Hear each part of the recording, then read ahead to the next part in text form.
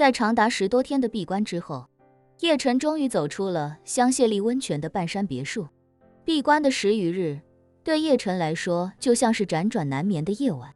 因为心里想着萧初然，他始终没能沉下心修炼。此时已是阳历的3月底，农历的2月底，金陵也到了春暖花开的时节，距离清明越来越近。叶家已经开始筹备今年的祭祖事宜，只是现如今一切由叶晨做主，所以便由老爷子叶忠全出面，向叶晨询问今年祭祖大典的具体打算，比如是否大办，是否通知旁系家族成员参与。只是老爷子给叶晨发了很多信息和微信，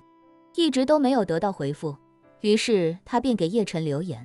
若是叶晨一直不回复，他便来接手祭祖大典的操办事宜。对叶晨来说，他首先考虑的是祭祖大典是否具备必要性。清明祭拜先人以及父母，自然是他这个晚辈的义务，但似乎没必要搞得大张旗鼓，所以祭祖是必须的，大典则不是。其次，他感觉自己整个人都有些颓废，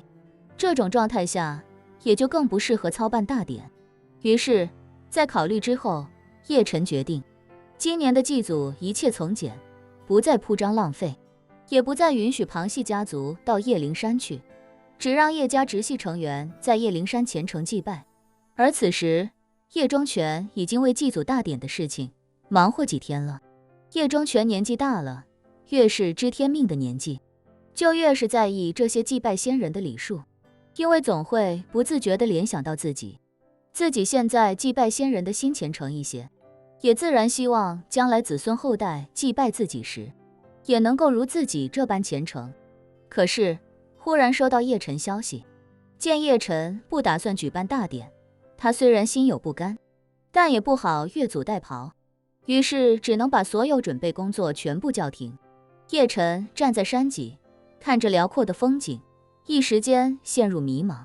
他不知道自己下一步该去哪里，该做什么。他不想回家，因为家已经不再是家。他也不想去其他地方，因为打不起任何精神去任何地方。回去继续闭关修炼，似乎也不是什么好主意，因为他就像一个严重的失眠症患者，强行躺在床上也不可能睡得着，反而会越躺越焦虑。于是他打电话给李亚林，询问他这些天的追查情况。李亚林如实回答，叶少爷，这些天我们把那些车辆的线索初步追踪了一下，每一辆车的行动轨迹都经过了刻意的掩饰，所以即便是用初步的排除法，都很难立刻缩小范围，目前还很难找到突破点，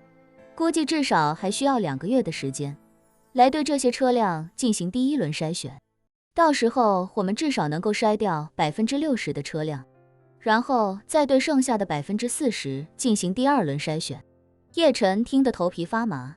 第一轮筛选就要2个月，几轮筛下来1年就过去了。可是他也不是蛮不讲理的人，在刑侦领域，除了一些蠢货犯下的案子会让警方很快找到线索将其抓捕，剩下的稍微有些头脑的个人或者小团伙犯下的刑侦案，破案时间轴都会拉得很长，许多都在1年以上。破案从来都不是一件简单的事情。他很想再问问林婉儿，可是一想到对方是经历了400年世界动荡的奇女子，自己虽说没她那么精彩的人生经历，好歹也是个男子汉大丈夫，不适合总因为儿女情长这点事情去叨扰他，一方面扰了他的清静，一方面也丢了自己的颜面。闭关期间，收到消息的朋友们都很默契的没有打扰，但菜菜子还是忍不住给他留了一条信息，内容是叶晨君结束闭关之后，烦请告知菜菜子一声。于是叶晨便给他回了一条信息，告诉他自己刚结束闭关。菜菜子很快回复他，叶晨君，若是没什么事的话，晚上一起吃饭吧，我从日本带回来一些酒和食材，欧多桑一直说要等你有时间在一起享用。叶晨想到菜菜子就住在汤臣一品，自己不想回去睹物思人，便下意识想要拒绝，可婉拒的信息还没编写完，菜菜子又一条消息发来，忘了告诉叶晨君，我和欧多桑搬家了，现在住在紫金山东边的山河岳。欧多桑还说要找机会请叶晨君来新家坐坐。伊藤菜菜子在她的年龄段，绝对是一个绝顶聪明的女孩子。自打她帮叶晨去家里看过，发现萧初然留下的诀别信之后，她便立刻决定尽快找房子搬出汤臣一品，因为她知道汤臣一品会成为叶晨心中的一个芥蒂。以前自己住在汤臣一品，只是单纯想离他近一些，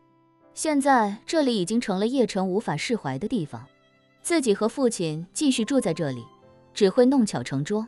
于是他便立刻委托父亲在金陵寻找其他住所，而且一定要可以拎包入住的现房，尽快搬出去。伊藤雄彦这个老牌企业家也是一个超级行动派，立刻找了中介领域的萧冠，让对方给自己介绍一些金陵的一手、二手豪宅。在实地看房之后，他豪掷9位数，在紫金山边上的山河岳买了一套独门独院的豪华别墅。叶晨没想到菜菜子竟然搬家了，对男女之事不那么敏感的他还下意识地问了一句：你和伊藤叔叔怎么忽然搬家了？菜菜子说，欧多桑一直抱怨高层住宅住着不那么方便，私密性也没有独栋别墅那么好，所以他就自己跑去买了一套宅子。我拗不过他，就只好答应搬家了。菜菜子这话说的半真半假，真的一面是伊藤雄彦确实住不惯楼房，之所以愿意住在汤臣一品的高层，完全是顺着女儿。假的一面是伊藤雄彦其实并没有想要换房，想换房的是他自己。